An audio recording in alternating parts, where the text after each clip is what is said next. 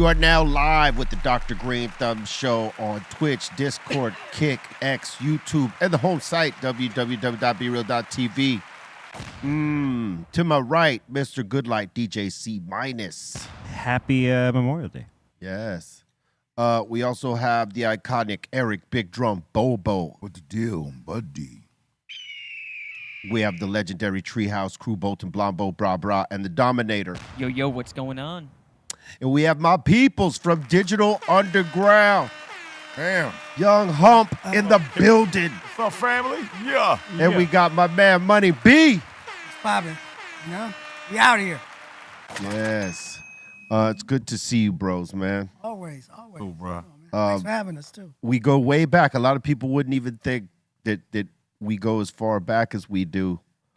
But Beginning. yeah, you could pull your mic closer up. Okay. Yeah. Yeah. Word up.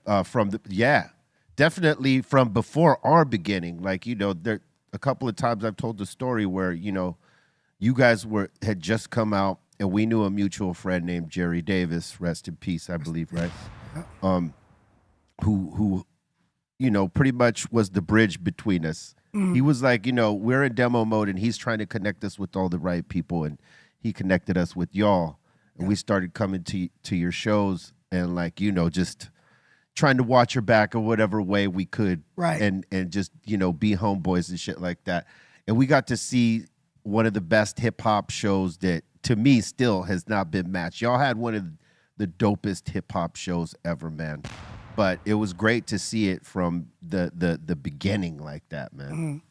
Yeah, a lot of people, I always tell people all the time, you guys and the POTUS and, like you said, Body and Soul, you guys were the first people that I met on the LA hip hop scene. Yeah. That actually, you know, we connected. Yeah. Like that, to where we just every time we came to town, it was just like, Yeah. it was just get what you guys. Yeah, it was right there. Right? You know what I mean? You know, I was saying to these guys this, Bobo, and you could, you know, let me know if you agree.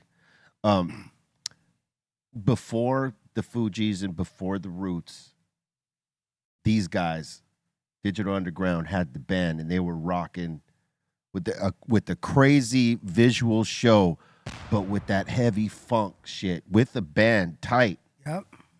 You know, I don't feel like Digital Underground gets enough flowers for being on that level so early. They don't. You know what I mean? Yeah, and it's funny you mentioned that. I was just telling somebody, and I didn't even think about it, but when I thought about it, I was like, you know what? We was doing that way before them. You know, because people think of the Roots as like the originators of hip hop band, and but even Stetsasonic. Stetsasonic, yeah. You know, was rocking out. They had the drummer. Yeah. You know what I mean? But the way that we did it, like you said, we had the keys, we had the drummer, bass, and turntablist. all in unison, and then just visually, you know, we gave you theater on stage. And, Yes. and that was it. That's the best way to describe it. It was hip hop theater. Yep. You know, just because the visuals and the way you guys set up songs and those visuals to the songs, and it wasn't like a crazy elaborate production. You know what I mean? But it worked like beautifully. Like the Who's That Rapper? Who's That Rapper? Shock drew those. He drew those. He drew those. Wow. So, do you know about this routine? No. Okay, so they used to do a call and response routine with the crowd. It was called Who's That Rapper? And you know, they would tell people they were going to do this. It was like a game. And they would hold up, let's say, Eazy-E, because he was drawn out for that day. And they would play a little bit of Eazy-E shit. And then who's that rapper? Eazy-E, who's that rapper? Eazy-E. Yeah. And then they go into the next one. Right. And then it got to the point to where people started asking us to do them. Yeah. Like, y'all should do us. You know what I mean? Yeah. So we would. You guys did a switch lot it of out. them. Yeah. We did, y'all. Oh, all right. You know, yeah. Yeah, we did. Then we did us. Yeah. You know? Yeah. Because that's how we would go into Freaks of the Industry. Yeah, and then when you guys would do sex packets, you had these big oversized condoms that said sex packets on them. Yep. And we had the blow up dolls, and me and Tupac would grind them out. the Do you ever see footage of that? Does anybody ever come to you with my footage of God. like, hey, do you remember this? Nah, one year, there was a picture, because we used to literally come out and when Sex Packets would come on, the lights would get low and we bring the blow up dolls, and then we would pull our pants down and we had on like these leopard print, Yeah. Speedos. Right. Yeah. Sex And then- symbols. Yeah, and then so we just, get busy. And it's funny because back then, that's how we used to hook up with chicks, because, Yeah. show our skills on stage. Yeah. They'd be like, oh, I want that one. I Yeah. want that one. Right? This But is just a then- test drive, girl. But but you know how people now, everything is something. Yeah. So, I see online and somebody's like, you got to explain this, fam. It is a picture probably of us at like the LA Live or something Right. with the dolls, but you can see, the leg. Yeah. And I'm all like, like, is this AI? I was like, nah. I was like, it's real. That was all real. Yep. Wow. They don't get it. About that action. Yeah. Super about it.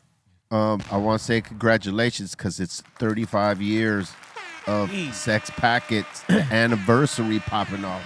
Yep, it's 35 years of Sex Packets, which we will be performing at the Regent in LA.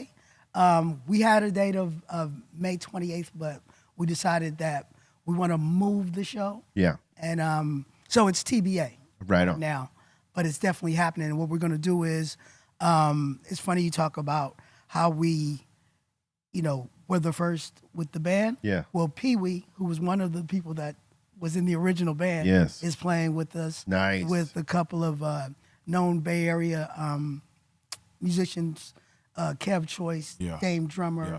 and you got Ken Shea. Yeah. And, we got Talkbox, and then, of course, DJ Always on the turntables. And, of course, Yeah. we just tearing it up on the microphone. Yeah. You know what I mean? And Yeah. and we are bringing that element back, and with all of the visuals we had, plus the on stage, we want everything that you were talking about. Yeah. We're bringing that back. And this is going to be the very first time that we're performing the entire Sex Package That's album. dope. Every song. Dope. Now, I don't know if we're going to bring the Speedos back. Probably not. Right? I don't You're think still we're doing talking about that. Yeah, we ain't doing that. That was the younger Money B, Yeah. which we cannot. He's going with the boxers, the leopard Yeah. print boxers and shit. You know what I'm Yeah, saying? man. That was so 80s. It was, No, dude. it was in. It Speedos, was you in. know. Don't tell me you never used to wear the da-da-da-das, You know. right? I'm telling you, it goes in favor. I had the boxer's phase. Now I'm back to the briefs. Sometimes it does Comfortable. go in phases. It like, does, yeah. Yeah. You move around, Yeah, man. and then you need Sometimes stuff you to move want around. support. You got Sometimes Yeah. things moving around. Oh man, Things Sometimes you Oh, just like ultimate freedom. free. You know what I mean? Yeah. That ultimate freedom, you know? Yeah. Yeah. Yeah, total free balling, son. You know what I'm saying? Yeah. Yeah, man. It's great that you're bringing back that show because that is an experience. It's not just a show. It feels like a fucking party on stage. It is. Yeah. And Yeah. and then we have, like I'm sure you guys have, but we have the noses, right, who are like our deadheads. Right. And they just, they come and they bring remember we used to throw out the Sex Packets out Yeah, yeah. Yeah. with just all of it, right? And like when we have them with us, you see the full complement. Yeah, it's superior entertainment. That's what we represent. Superior entertainment. Absolutely. You know what I mean? Yeah. That's how we do it. Like how y'all do it. Superior Well, entertainment. thank you, sir. You know, Yeah, you know what I mean? We try. Yeah, Your band is gonna be dope. Dame Drummer, Yeah. he's a monster. Dame is I know, dope. I know him, man. And Kev Choice is dope. And then, like I said, Pee Wee with bringing the talk box, and he's a beast on bass, but he's actually playing guitar. Oh, and the name of the band is called the Certified Players, right? Certified Nice. Players. And So- some of them are from the original band. Some of to them are begin from with. the original band, and then a few of them are just like the couple of the hottest musicians we got out of the Bay Area. That's dope. I mean, a bridge between the young and new players, that's always good, man. Yep, because each one of them individually is Certified. certified. I mean, and a star in their Kev own. Choice was Lauryn Hill's musical director at one point. Oh, you know man. what I mean? Like certified shit. Yeah. Yep, and Dame, He plays like when E40 did Tiny Desk. Yeah. That was Dame Drummer, Kev Choice, Bosco. Mm-hmm. I think was So those are all our guys. It would be dope if y'all did a Tiny Desk. It would be, and I think what we're putting together will be perfect for Tiny Desk. Yeah, hell yeah. Probably, and I've seen some really good ones, but I believe that we would. Oh, you guys would fucking smash that. Yeah. Yeah. Yeah. You got the music for that specifically. You know what I mean? It's gonna happen. We're manifesting it right now by talking about it. Yeah, Yeah. it will. You know what I'm saying? Right. Now, before you guys were signed to Time Warp, you guys were on another indie before that, right? Well, we were on TNT Records. TNT, there you go. Right. Yeah. Which TNT got the deal with Tommy Boy. Right. It was TNT, Okay. Tommy Boy, right? And TNT is the same label that first signed Strictly Dope, which was the group that Tupac Shakur was in. Oh, And that's sort of how we became affiliate. Like we were TNT artists and part of the same collective, even though Tupac was in Strictly Dope. But we were all, so even when we did Do What You Like, Pac was around with Strictly Dope. And Chop Master J was even working on their first demo. Yeah. Because Shock was so busy that we were rolling. But what happened was when the group, and Ray Love, I don't know if you guys know who Ray Love is. He had a solo career as well. But they broke up because I think Ray was too young or something. And his grandfather is or great grandfather is Cab Calloway. Oh wow. Oh, word? So his family didn't want him in the music business. Oh. Because he didn't want all those moochers. You know, there was a lot of many moochers running Too around. many moochers. Yeah. This is what I remember. But anyway, so it wasn't like they broke up. They just couldn't continue as that group. Right. And then Atron, who TNT was his label, right, was shopping Pac as a solo artist. Oh. And then it was taking a while. Pac was getting impatient, right? As rappers do. As they do. And so we were just getting ready to do our first U.S. tour. And Atron was like, yo, can you let Pac go with you guys? Because if I don't keep him busy, I'm probably going to lose him. And he was already around us. You know what I mean? Like, right. Because we were like the same age. So when Yeah. he would come to Oakland, he would, my house was the house. It was the hub. It was the hub. Yeah, I was on the hot block, but inside we had, Fuse was renting a room in my mom's apartment. Yeah. So we had the turntables, the 4-track, all the records, Lit. Run DMC on the wall, and it was lit inside and out. Right. Pac liked that excitement. So Oh yeah. he always, it was like like y'all block. Yeah. You know what I mean? Yeah, for sure. It was popping where I was at, and so we were already kicking it. So and you know my brother Cullen, he was the one that made up the Humpty Dance. So he was supposed to go on tour, and the only way that Pac could go is if my brother didn't go. Right. So we lost that, but they thought I was gonna be upset, and I was like, yo, my brother don't rap. Right. You know what I mean? And Tupac is already our guy, so it's cool. But I'll share a fun fact about TNT Records. The way that label was started was that Atron Gregory started out working for Jerry Heller, and he was the road manager for Ruthless Records. So he made the money to start his label working with NWA, JJ Fad, Michelle A., and all of that. That NWA tree, baby. Yes, yeah. we are, in essence, a part of the NWA tree. Right. Because even before he signed Shock, he played like Do What You Like and some of that stuff for Dre and Cube, and they co-signed it. They was like, this is dope. And that's what made him sign us, right? But then you fast forward, I remember when Atron first played Strictly Dope for us, and he had Tupac and Ray and Dizzy come rap for us in the middle of the street. And I thought that they were cool, but I knew the way we got on was somebody kind of greenlit our shot. Right. So I was like, yeah, it's dope. You know what I mean? I Yeah. didn't think it was like super dope, but it was dope enough to where I wasn't going to say anything derogatory about Right. it. I was like, yeah, it's good. It's cool. that, sometimes that little cosign is everything. Yeah, man. Hell yeah, man. I mean, it all happened in the time that it's supposed to happen, though. Yep, it did. And another crazy thing about that is when Tupac finally did get signed to Interscope, they actually wanted me and Tupac to sign to Interscope, like Raw Fusion, because we were all being shopped at the same time. Right. And, and rightfully so, somebody was in my ear about keeping all of my publishing. And the way that I was going to be a part of that deal was I had to share publishing, right?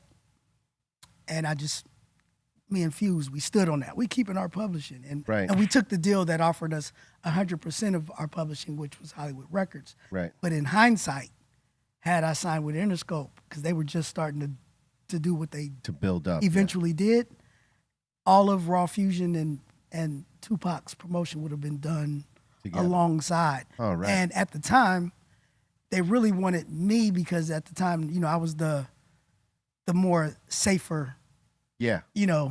look. You had catalog already. Well, not just that, but Pac's music was Controversial. Yeah. and mine was more closer, at least in their opinion, closer to what they wanted a Digital Underground member for. Yeah, party celebration. And that's what I was about. Now, when I got to Hollywood, they didn't like me talking about being the freak of the industry stuff Right. that I did, but I was closer to I was more commercial in their mind. Yeah. Right. So it's always, but that experience, I always tell people, 100% of nothing. Yeah. It's just that, right? Yeah. If I would have took that 50% or whatever that percentage, it would have probably been a little different. Yeah. But And you did production on Pac's first album. yeah, we did. We did Violent, and I'm on like 80% of that album, like backgrounds. And if you just go back and listen, you'll be like, oh shit, that is his voice. Yeah, man. So, sometimes, like when we're talking about publishing and giving it up, Yeah. it's sort of something that we have to see is beneficial to us before we believe it. Right. You know what I mean? Like, because it's something that's been told to our generation coming up. Like, no, keep your publishing Yeah. because that's how you get paid. That's how you get fed. Yeah. And so it's hard to want to give any of it up, most especially in that time. Yeah. When they were offering that to you, you know what I mean? Like it's kind of hard to see that they were going to become what they were going to become. You couldn't have predicted that. Right. And then at the time, it was always 50%. Yeah. Which is crazy right now. Like, Yeah. nobody would do that. But even in, like, today's, where we are today, right?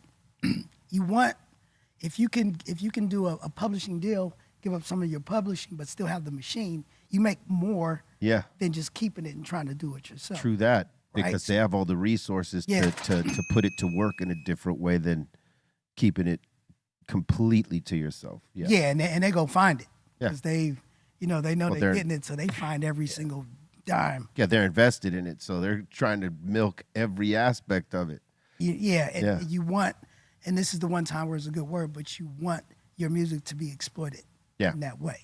Like, go get me every commercial, every, Go after. if it's a new artist, get me on that album. Movie soundtracks, Soundtracks, everything. scores, So you all that want shit. that. TV. Mm-hmm. Yeah, you definitely want that for sure. Right.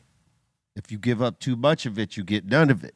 But if you give up a portion that works for everybody, then maybe. But yeah, man, it's a tough call. You have to be able to see it in front of you before you could have faith in it. I could totally understand that shit. Yeah. I gotta say, the other thing I feel like y'all don't get enough flowers for is how you guys were kind of one of the templates for West Coast sound. Y'all, because it was so funk driven. Mm-hmm. Yeah, I mean, I don't know how they don't talk about that as much. A lot of people talk about Dre, and for sure, he did his thing. He's a pioneer out here, but Right. your sound was like, it was very much on the funk. Well, this is the way that I like to explain it. Well, this is the facts, right? Yeah. So because people will say, hey, you guys were the first guys to be sampling the funk, but we weren't, right? But what we did was we made new funk. Right. By taking pieces, and that was actually recognized by George in Parliament. Yeah. Because the story I get back, I got a friend who's really tight with Mike Hampton, who did a lot of guitar and stuff. Guitar player. Yeah. So he said he's sitting around getting high with Mike Hampton one day, and he's like, yo, check this shit out. And he said he went and he played it for George, and they were blown away. They was like, bro, they not just using it, they making it.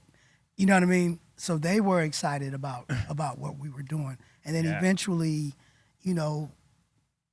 George and Shock sort of developed this relationship, almost like a father-son relationship, that they were really tight because George saw Shock as someone that was a continuation of what they were doing. Absolutely.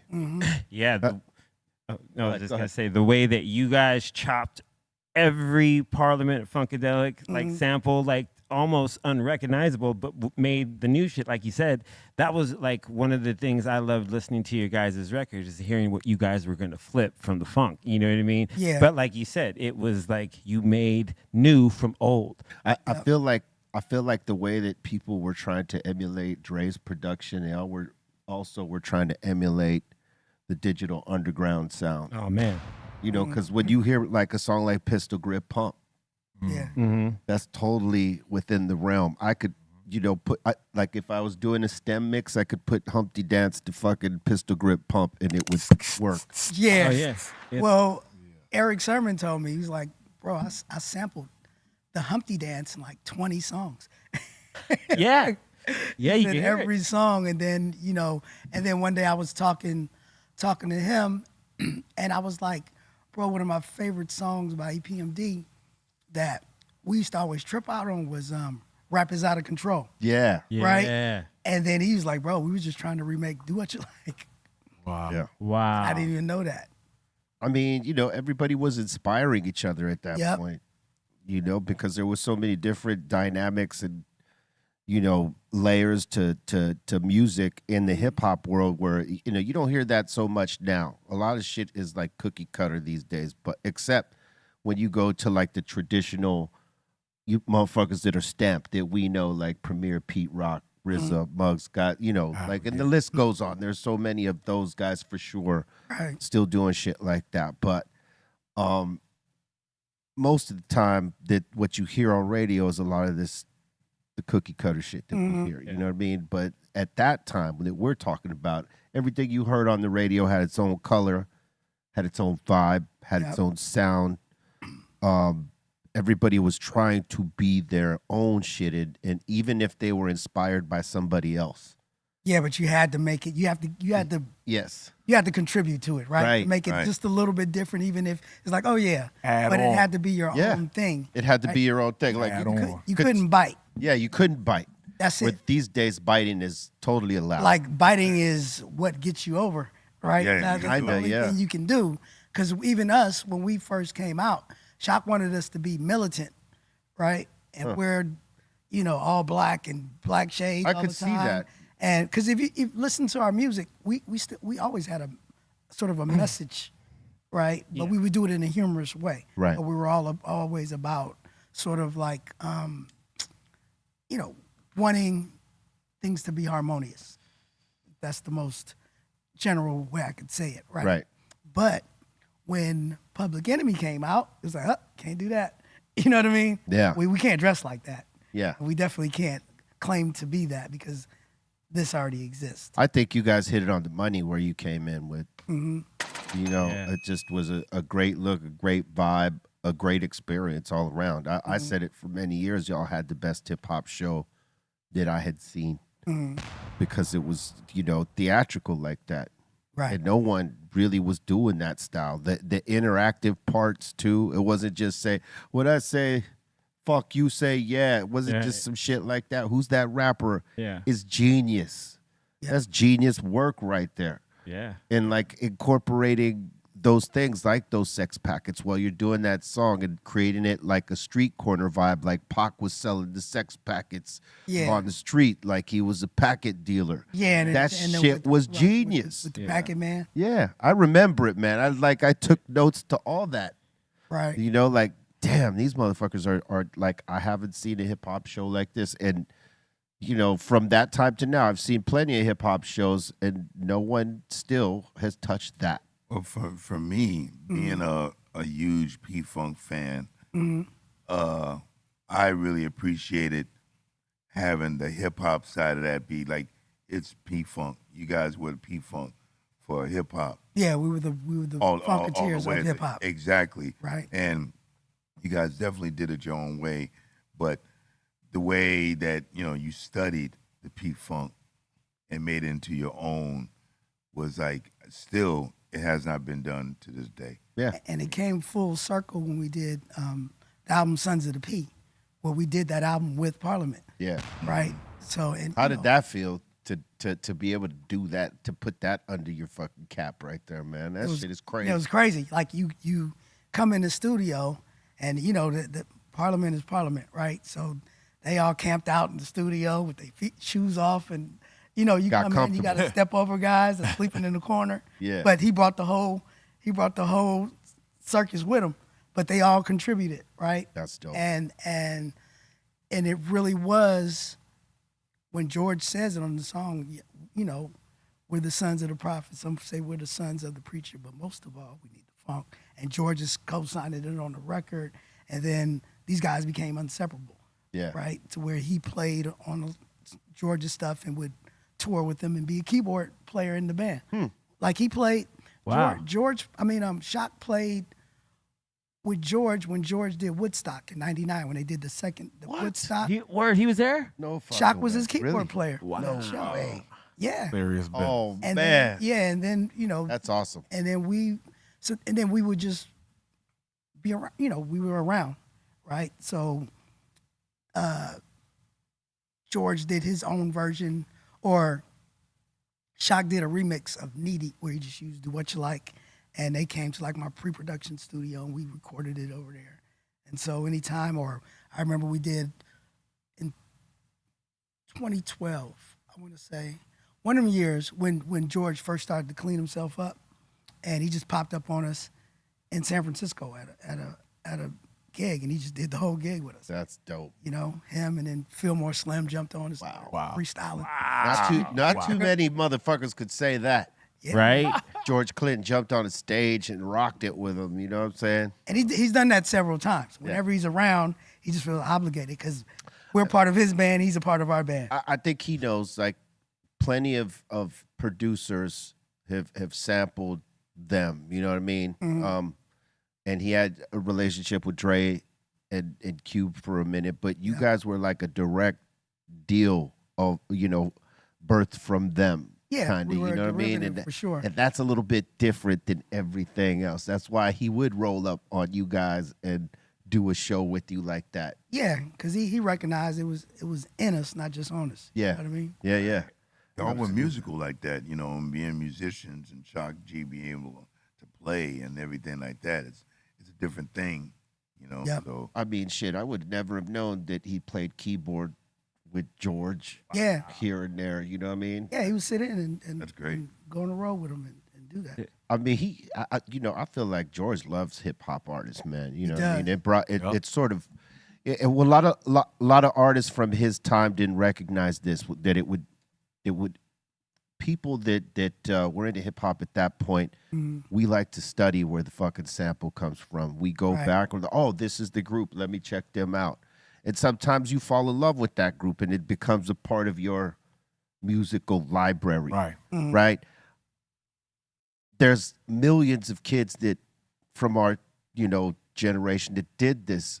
That means that those groups sold a lot of back catalog, Oh, absolutely. and not many of them, and including us and including the labels, none of them knew this was going to be money for them until they knew, right? Right. But a lot of them said no in the beginning, or they wanted all your fucking publishing, and you had to give it up if that song was the goods, right? But some artists didn't fuck with this, some artists did, right? George Clinton was one that recognized.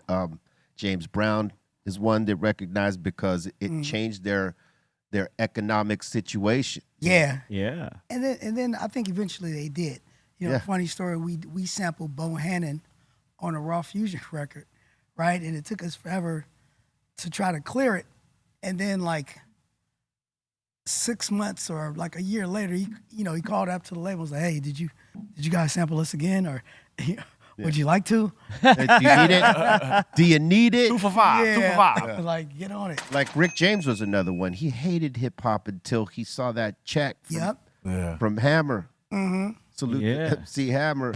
And then he was with it. And then he was with it. Yeah. Because he realized, oh shit, this made me some money. Mm-hmm. Yeah. You know, if you just don't be greedy, you know, this could pay you. You know, Forever. but when they're too greedy, it's like, you know, some of us are very prideful. We're like, you know what? Fuck that song. Right? We'll leak it for free and fuck you. You know what I mean? And then Well, sometimes it works out to your advantage. Like the reason that we used the Donna Summers "Love to Love You Baby" for Freaks of the Industry is because we couldn't clear the Diana Ross sample of "Love Hangover." And For real? yeah, that's why we say if there's a cure for this. yeah, you 'Cause don't. we did it off of that track, but it was much slower, right? Oh, okay. And then we couldn't clear it because her people was like, oh, it sounds like you're saying you fucking Diana Ross, right? Couldn't clear it, and then after that, Rest in peace to Big Pimpin'. That was another. we sampled. George Benson, "Love in the Masquerade," which was dope, but same tempo. And then to come to find out he's a Jehovah Witness and he didn't want no rappers on his stuff. So then we had to scrap it. Wow. And at the last minute, we redid it with the "Love to Love You," right? But we had to do it at a much faster tempo. Now, how we cleared it at first, it would have remained this slow tempo, and maybe it's never in the clubs or Yeah. it doesn't have the life that it eventually had. But it was because we were forced to use something else. Yeah. Is why it came about. Wow. Wow. Yeah. See, these are. Hold on, real quick. You said was it Al Jarreau? You said No, it was George Benson. George Benson. George George Benson. Benson. You can get these right Dance. George Benson's a Jehovah's Witness and would Didn't not know that. allow. at Yeah. that time. Yep. Yeah. Yeah, Prince was the same way for a That- minute too. But he let That- He cleared all the stuff you guys he used on. cleared. Shock wrote him a letter, and he heard Sex Packets and he heard Shock, and he cleared it for free. That's And awesome. then eventually, Shock and Pee Wee, who plays in the band now, they went and did a remix for Prince. Then for that Yeah. song, Hey. Love Prince Sign. pulled them in. So I'm just saying, like Love these Sign, yeah. Love you know, sign. Love Yeah. Sign. You know, funkiest people, the originators, Parliament Funkadelic, and then Prince recognized what Shock was, and they pulled him in. See, it was good that Shock wrote him, and it wasn't like a label thing or a management thing. Yeah. Right. Prince probably would have said, "Fuck off." Yeah, he was Right. saying no to some Yeah, other he was saying things. no to, Yeah. He wasn't clearing And much. he realized he was dealing with a real person, passionate and Right. talented, obviously, and he took it serious. Yeah. Yeah. And I believe that letter still exists. Wow. Wow. Hazley Park letter.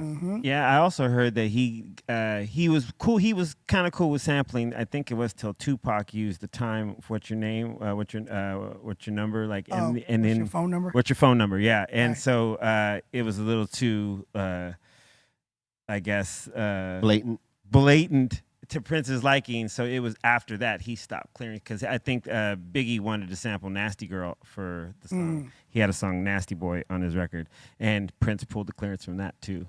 He said no. Yeah, it was a trip, man. But that's so dope that like he cleared it for free because Yep.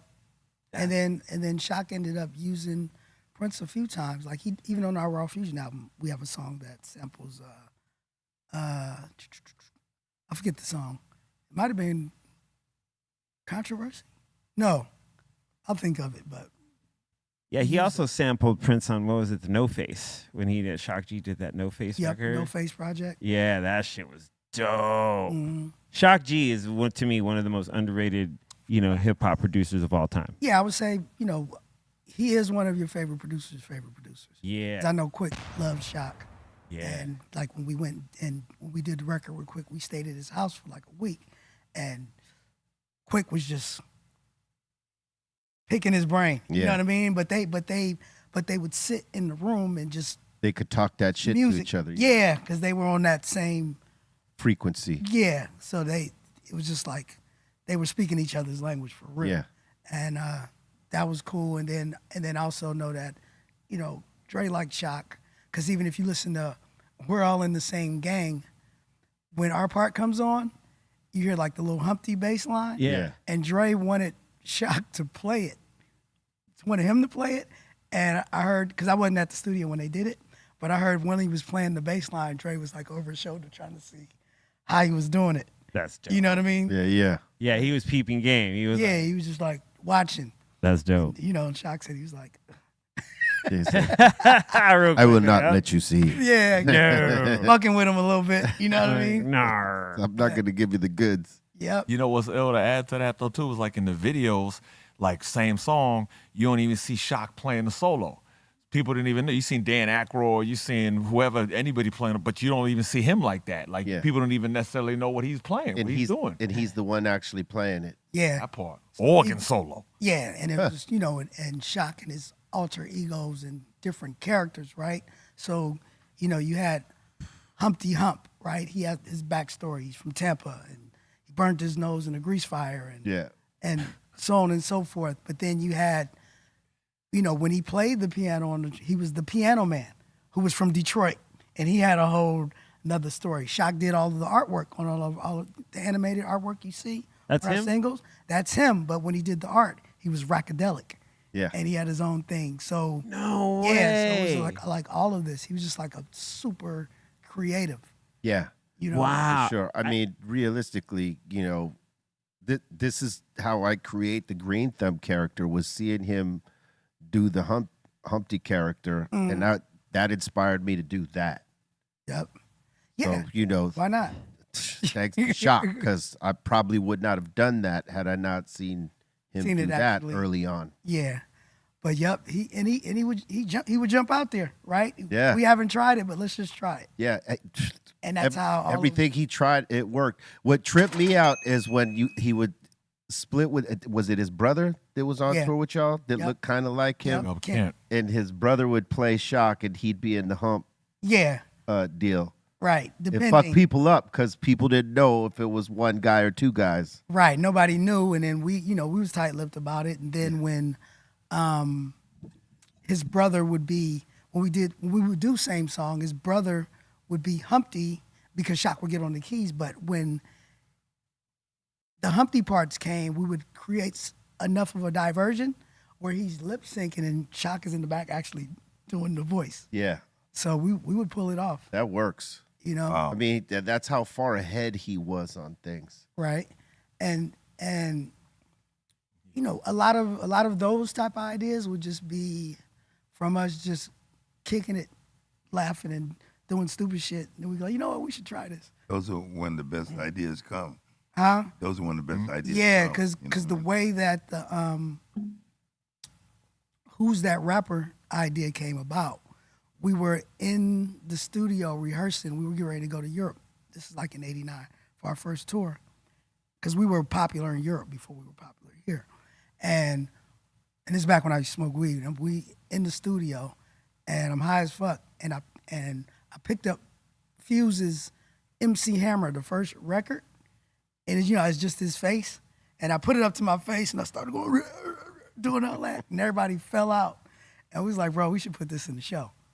And we Yeah. just decided to try it, and that's how that idea came about. And it was a great idea Yeah. because I remember when y'all used to do that, it you know, it riled crowds up, and it was a different deal than just the normal, you know, call and response type of shit that you were hearing at that time. It made us stand apart. Yeah. Some in a way, right? So, and always, you know, and the other thing that you have to remember is that was an era of great performances, Absolutely. right? Yes. Big Daddy Kane had his Oh, thing man. with his dancers, and Public Enemy with the S1Ws, Kid and Play. We were on tour with all these people. We had to bring it. You had to bring it. And then at the end of the day, when all of those guys are like, bro, you guys are the guys, right? It makes you I think feel away. all y'all were making each other better at that point. Exactly, because we were, we would watch Public Enemy every night.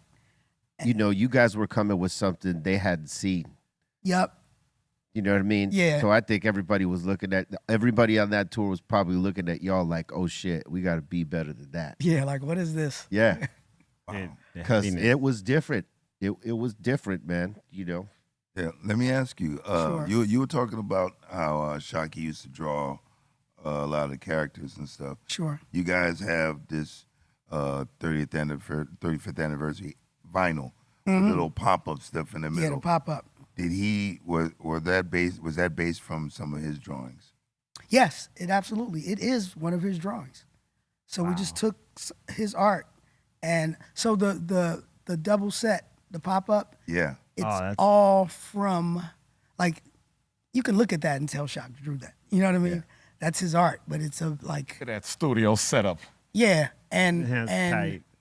Yeah. all of the credits are the original credits that were on the album, but then it also has a picture booklet inside that has pictures of young Shock. If I was thinking, I would have bought my copy just so you can see it in person. Yeah. It's impressive. That right? looks dope. You know, I was blown away when I got mine. Phenomenal. And Phenomenal. you know, it will be available on dumerch.com, because right now you can get it only from, I think, Tommy Boy and their outlets, but it will now start being on the official Digital Underground merch site, which is dumerch.com. The only place you can get official Digital Underground merchandise. Yeah, don't be going to none of the booth spots. Yeah, Nah. bootleg and like, so for instance, if you ever see a Digital Underground T-shirt and Tupac's on it, it's not ours, Right. right? That's a bootleg, because you know we don't have any shirts where we're exploiting any of Tupac's images. Right. We plan to do a collaboration very soon, but that has to be worked out. Yeah. So that's one of the telltale That's signs. the telltale, yeah. Those are Yep. dope shirts, though, man. Yeah, Yeah. Colorways. yeah, that's us, Serious. right? Yeah. By Digital Underground, made by Digital Underground, because That's dope. that's us, man. Those are dope. Even this joint I got on, and you see this card that's coming up. That's the talk about that pretty soon too. That's the Tap to Play fan card Dope. that we just released, where it's it's Analog Wishes, Digital Dreams, but it's basically not only giving you 10 new songs, but it also has video. Like one of the videos is the making of Who's That Rapper That's dope. on there, and then Oh, I tell wow. like this cool ass animated Tupac story of what it was like, and how the Humpty Dance almost didn't make the record, and that whole story. So, Wow. So we bring you, we share with, and this is for our true fans, we share with you like the origins of how we came about, but then also you get like 10 new songs. I got Guap Dad 4000 on there. I got a song with Crazy Bone and Code 187 from Above the Law. Ooh, Nice. I got Raz Kaz on there. nice. Yeah, and like I said, and all of these people, like, I like to do music with people that I actually kick it with. Yeah. You know what I yeah. mean? Yeah, yeah. Oh, yeah. It just makes it a little, in my opinion, warmer, right? I'd rather do a song with Raz Kaz than Drake or somebody I don't know just Right. because they popping. Somebody you got to Right. vibe with. Yeah, Right. Yeah. somebody I got to buy. And it makes sense, right? Right. Where people are like, okay, I can see that because we really do hang. Yeah. You know? Yeah.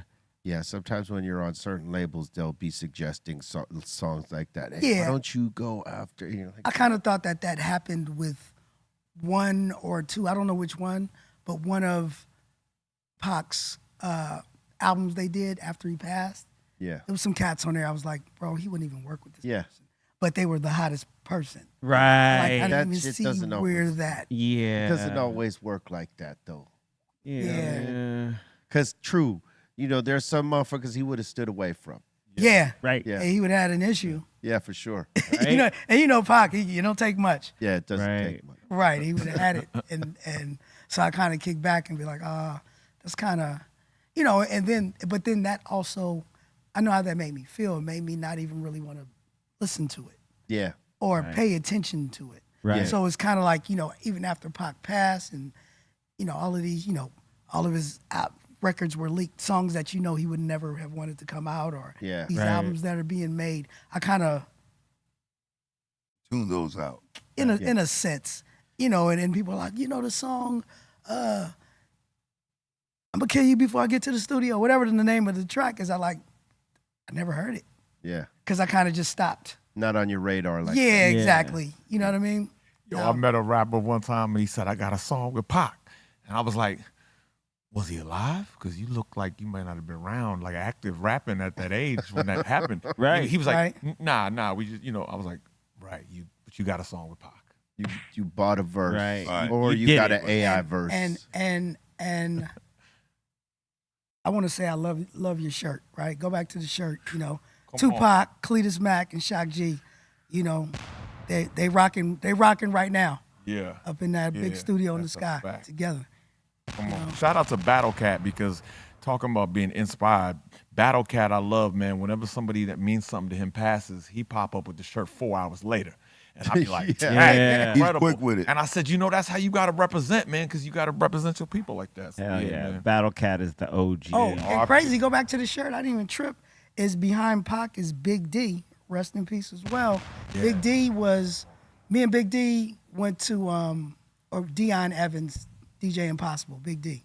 Me and him are, we went to high school together, and we were from like the same neighborhood. We lived in the same neighborhood at one point in high school, and I actually suggested that Dion and Pac work together, and he ended up producing most of Tupacalypse Now, and he was his DJ. Wow. And he did like a good portion of Strictly for My Niggas as well.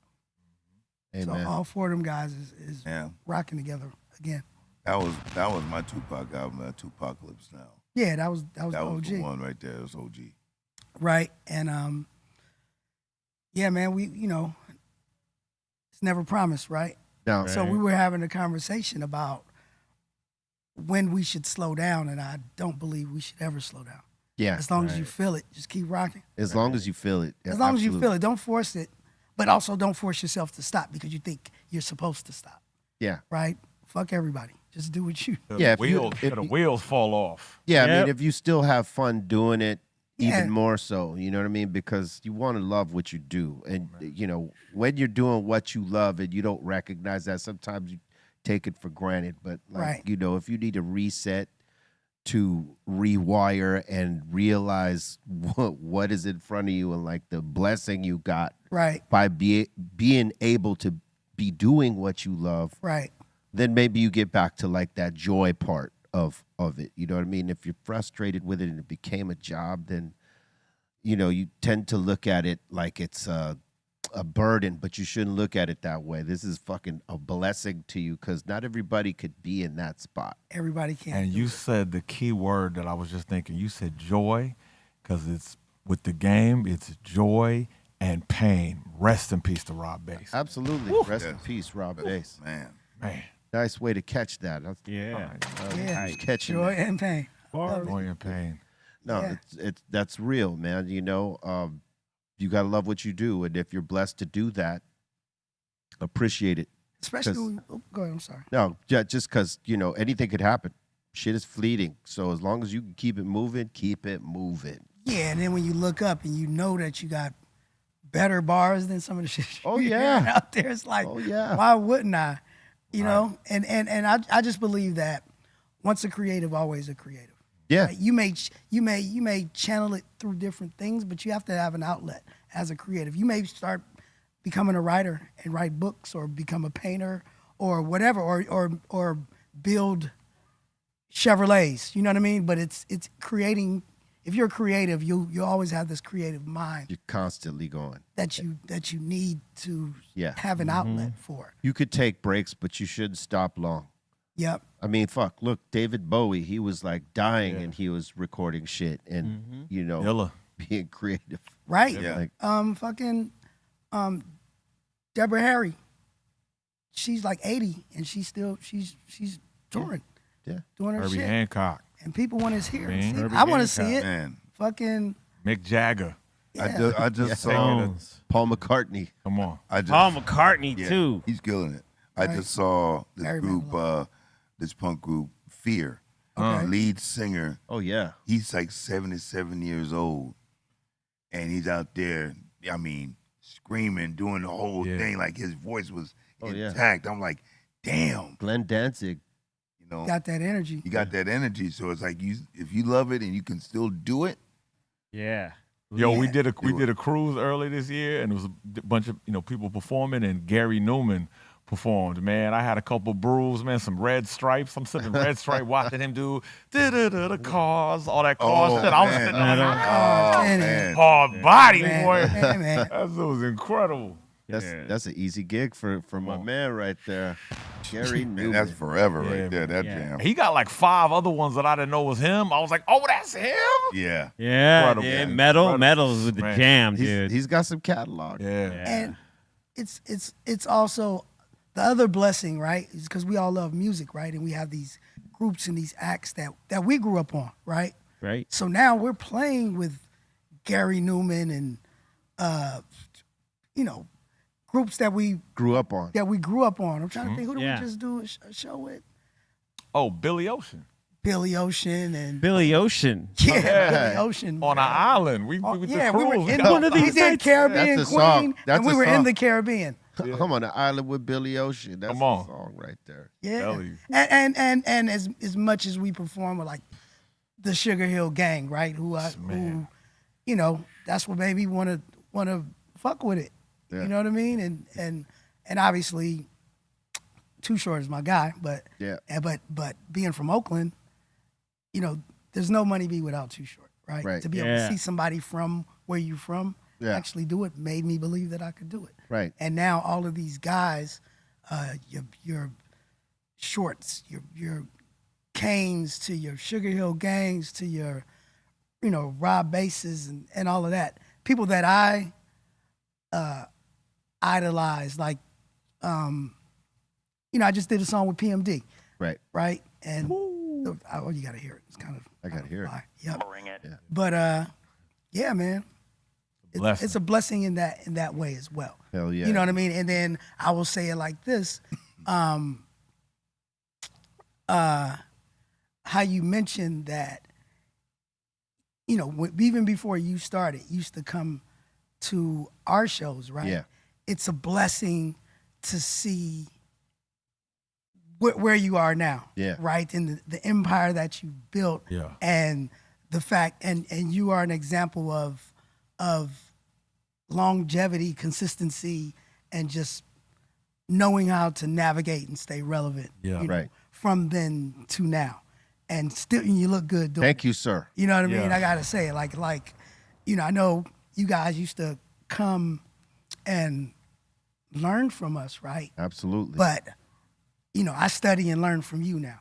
You know what I mean? we learned from each other. Yeah, you know what I mean? Like, well, even back then, I always knew y'all was dope, right? But I'm just saying how you move and how you carry yourself. I'm like, see, that's what it's supposed to look like. I mean, you guys were what part of our first lesson to see what a group looked like. Mm-hmm. Not just a regular group, but like a group. You guys were given something again, like different. Most guys were just up there holding the mic, rapping the parts, but you guys were doing more theatrics in there, and that like showed us like, okay, we can't do that, but we got to be us 100%, Right. like the way they're 100% on this. Yeah. You know what I mean? Like that was inspiring to see, you know what I mean? And being able to see that, it sort of gives you a picture of like what it should be. Mm-hmm. And so, yeah, we definitely learned. And again, I never really have said it, but you guys are here. So I had to say it. Like the Greenthumb character was inspired by the way Shock made the Hump character. Yeah. You know what I mean? That like, we started it off with the sketch, and then after I wrote the sketch, we were working on our Cypress Hill album, and I was like, "Oh shit, let me just make that the alter ego, like And so when and so." when I saw that video, I thought it was so dope. I was Yeah, like, hell yeah. fucking Yeah, fly. so salute to Shock for that, because I never would have thought of that if I had seen you guys do that. Yep. And then we're continuing, or we carry the legacy, right? Yeah. And then I got to shout Young Hump out because the energy that he has gives me energy. You know what I mean? To get out there and get do out this. there and do it, right? So, And salute to you, Young Hump. Yeah. I mean, all y'all brothers, man. You got to be Young having Hump. you got to be having a great time, Absolutely. like getting to represent with the bros. Absolutely. It's like you're saying, there's nothing like people you admire, and then you get the opportunity to demonstrate what you got, and then they fuck with it, and they let you know they fuck with it. Yeah. And then you start doing shit. It's nothing like it. We've all experienced it, and it's such a. I mean, I wish that for everybody, whatever anybody does. Yes. You out there doing shaved ice in New York City. I hope you can meet the OG shaved ice dudes, and they tell you got the flavor. That's right. Yeah, Straight up. that's right. right? You know what I mean? And Great analogy, shit. yeah, that was dope. And once again, Shock having the vision, right? Because he was the one that suggested that we work together, right? And he put us, because when Shock told me, he's like, no, I got a guy that, because Shock always wanted to just play the music. Right. Humpty was a character that he created, but he had to play because we couldn't find somebody that could rhyme, look like it, have the energy. We found elements in different people, but Young Hump is the first one that had it all Together. I'm Yeah. excited about that. But at the time when he was trying to connect us, right, it was at a time when me and Shock weren't seeing eye to eye on a few things. Right. So he's like, yo, I got, he called me like, hey, I got this guy, and you can go do it that way, and then I'll do it this way. And I said no, because I thought he was like sending a spy to see what the fuck I was doing. right. So I was like, hell no. And what convinced you? Well, we ran into each other at an event, and then when I saw him, I was like, you know what? Let me see what's popping. And it worked out. Pulled it off. Yep. That's and then cool. and then Shock even further explains, like, yeah, because when we do this big reunion, now we have the person that can full time play the character, and I can stay Shock G, and we're going to do a reunion and bring all of the members back, and we just never got And to the do it. blood clot pandemic came, Yeah, and the we didn't pandemic have to man. manifest it. Fucked up the life, Fuck. and it never happened. So he wanted to do it like a Brian Wilson. I'm gonna write the music. I'm gonna be here, but I just want to play it. Yeah, that's what y'all go ahead and deal with all the other stuff. he never got to play the Humpty Dance bass line live because he always had to be. He had to be Yeah, to the be character. Humpty. He had to That be was Humpty. one of the things that he always wanted to be able to do Wow. because he was the only one that could pull it off live too, because he knew Yeah. how to do it. He knew how he played it. Well, he knew how he played it. He knew what elements. There was some work, Yeah. but he Yeah, because it's an unconventional bass line. It's not just sitting on yeah, every it is not. keyboard that you got like that. Yeah, You and gotta know remember, how to- in the keyboards you can use filters and you can sort of like change frequencies within the note or whatever. Yeah. And I can give one. He did some reverse shit in one of the notes, as well as with the what do you call it, the Pitch. The yeah. Just a pitch. yeah, he was using that. Yeah. The knob and how he played. So it was like a combination of things that only he knew exactly how to pull it off. And it's almost as if he made it like that so that you would want to know and ask and figure out how the fuck did he do that? Right, that's what I said. So I Yeah. heard Dre was Yeah. trying to look over his shoulder when he was redoing it. Man, Thing. that's So that's True genius. beatsmith. That's Yeah. genius work right there. 100. To make people question how I did this dope shit right here. He wanted to be a musician. Yeah. Well, he was a the thing. musician. I mean, no, he wanted to be like, he wanted to show that on stage. His musicianship, you want. yeah, he wanted to Yeah, definitely that's what I mean. showcase his musicianship on stage. Yes. We all saw it in the studio. We knew it, but like I said, a lot of people didn't know that he was the piano man. Or that he, I think people thought or knew he produced a lot of it, but they don't know all the parts that That he played. he Yeah. played. They probably assumed he Right. sampled or had other players come Yeah, in. but he played, and then even when he had players come in, he produced it like a Quincy Jones. He was showing Yeah. them the line to play. And Yeah, pretty much walked them through it. right. Or Yeah. if a singer come in, like, no, you got to up here, Yeah. Yeah. all Like, that shit. Like I saw it. He was musically inclined. yeah. One of the craziest things I always loved is on that first single, "Do What You Like." There's that middle part where the music turns down and it's like the cops come to the house party. Like it was such theater. Yeah. Like for your guys' first single on Tommy Boy, and like it was like so. And then the music comes back up, and then you hear the party come back cracking. Yeah. You know what I mean? You know, and the same thing with Packet Man. You know, it's like, you know, explain. You know, it's these two characters having this conversation, and it's like total theater of the mind, man. It's so rad. It's always been. And then we would bring it to life on stage. Yeah, right? that's tight. And that's what we're bringing back now. Yeah. So, you know, full circle. That was the best part, is that you could bring your songs to life through the visuals. Y'all had that game better than anybody. And I can't wait to see it. Don't forget to call me when you bring this shit to LA, because I need to see it, man. Yeah, you got to be Come there. on. You have to be there. I got to be there. No. Real. I will. We will be there. Yeah. Bobo, have you had your wine today, son? My wine? Yes. No, not yet. Because did you know it's National Wine Day, son? Is I it? didn't know No that. way! Look at Oh, yeah, she's having her wine. Yes. And this is the Spill the wine. and this is the red wine state. California is the red wine state. So this is wine day on red wine state. Come on. No UB40 though. No red. Right. Fuck that. Nope. No. Not having that on. Nope. Oh, please. No, thank you. No. Stop. We'll take the spill the wine. Yeah, spill the wine all Spill day. the wine. Eric Burden or Isley Brothers. Either one of them. Shout out to Rakim and Wine Dance, Long Yeah. Island. Word up. Well, you know, have some wine today. It's National Wine Day according to the National Day thing. Bring it. And did you know it's also National Tap Dance Day, which I do not know how to. Wow. I'm a lightweight connoisseur. I can go. We'll keep moving, but I just want y'all to know I'm really connected to the tap dance community. All right. Shout out to Savion Glover. Shout out to Jason Samuel Smith. Shout out to Sarah Wright, and shout out to Derek Grant. Just real quick, those are. Shout out to Young Cartier. Real quick, shout out to West Side Gun. Yo, hip hop world. I want to take this moment to publicly salute West Side Gun for having a tap solo by the young brother Cartier on one of his mixtapes. A tap dance solo on his album. That's really how you put on for the culture, because I want to say this is a very serious fucking thing to me. Respect, no disrespect to any rappers that have done it, but we got to dead all of that shit. All you niggas tap dancing. Listen, tap dance is a national American art form like jazz music. Think of tap dance like jazz music on your feet. Yeah, you got smooth jazz and all this whatever shit, but the real motherfuckers that be hoofing get busy. They do the same shit with their feet. So rappers, please, no longer, no disrespect to tap dance. Don't make this analogy, niggas was tap dancing. Fuck that. Tap dance is crucial. Thank you. That's something. Real my talk. heart. Yeah, man. Real talk. Shit. 100. I didn't mean to take over things. No, That's man. that was great. Nah, Love. that was needed to be said. That was Yeah. needed. And West Exactly. Side Gun, you the man for that. Salute, King. Yes. Real. Salute. No, that's real shit right Real there. shit. People be trying to erase arts and shit like that. You know, Yeah, they yeah. don't fuck around with that. Come on. They were saying the same shit about scratching. Some two bozo motherfuckers were saying some shit. Oh, nobody wants to hear a scratch in a song. Yeah. Right. Says you. Yeah. Right. Right?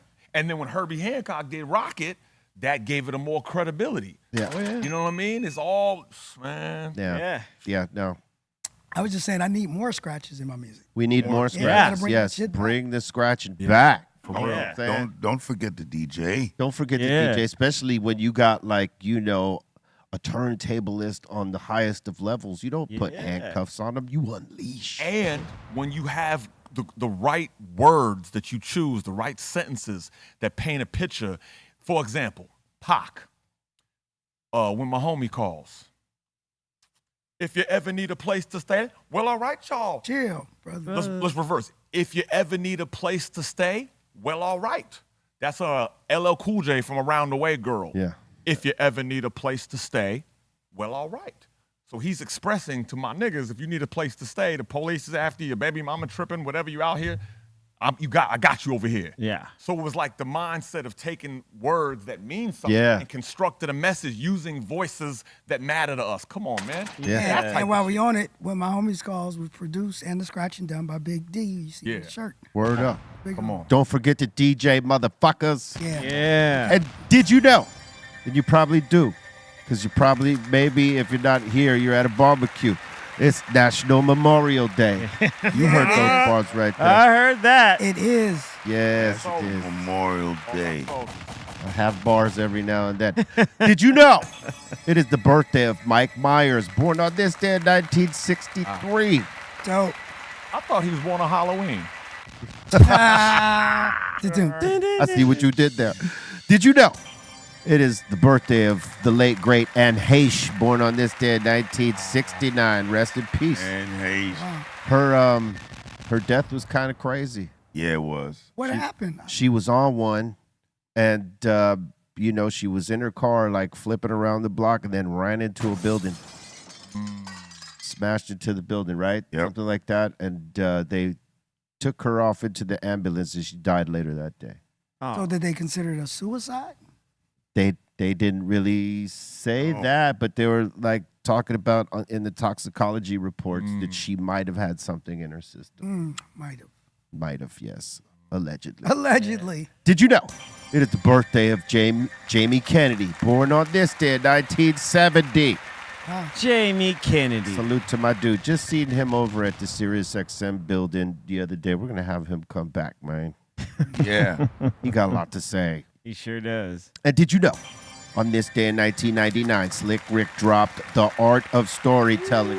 One of the greatest storytellers in hip-hop, if not the greatest. This is a great album, too. Feather It around is. motherfuckers with the ink. I mean, there's plenty of great storytellers in hip-hop, but who's better than Slick Rick? Favorite Slick Rick story in a round. The Moment I Feared. Yeah, come on, talk about it. I'm thinking the same Come shit. on. Real shit. That was Real genius. That's the genius work And we right did there. it, Yeah. and we did it, and we did it, and we did it. That storyline was incredible. Yeah, it's like you can visualize that whole. Yeah, you could visualize the whole time. I mean, he's had other songs that were bigger hits, but that's the greatest story ever told. Yeah. If there's anything before him, it's The Message from, Melly Mel, Grandmaster Flash. That's a hell of a story right there. Yeah. That's one of the greatest stories Oh, ever yeah. told right there, too. Riveting. Yes, indeed. Did you know? On this day in 2006, Desmond Decker of Jamaican reggae singer passed away and left us. Oh, man, 20 years ago, huh? Rest in peace, Desmond Decker. He was dope. Yes. Got a lot of like dope catalog, my friend. If you're into man. that reggae, man, I am. which I am. I We am. definitely are. Yes, a lot of us that do this hip hop shit definitely into the reggae. Yeah. Yeah, something because I think people don't understand that the homie that brought hip hop to the Bronx was doing what they normally did in Jamaica, bring out your sound shit Yeah. and like rock.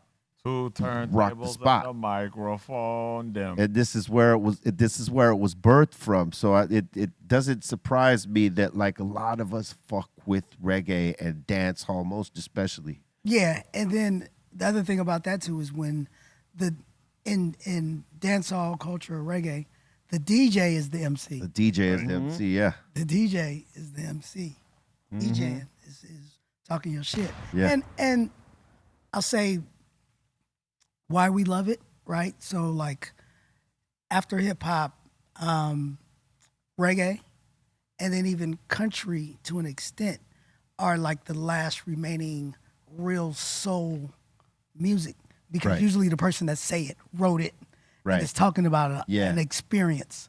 You know what I mean? Yeah. Because it's very seldom that in dance hall the DJ is he didn't write that. He didn't write He's that. talking that shit. Yeah. He got it's his bars. Yeah. Because that's what makes you great is because you are talking that shit, Yeah. right? And you probably could back it up because it's a lot of gun talk. Yeah.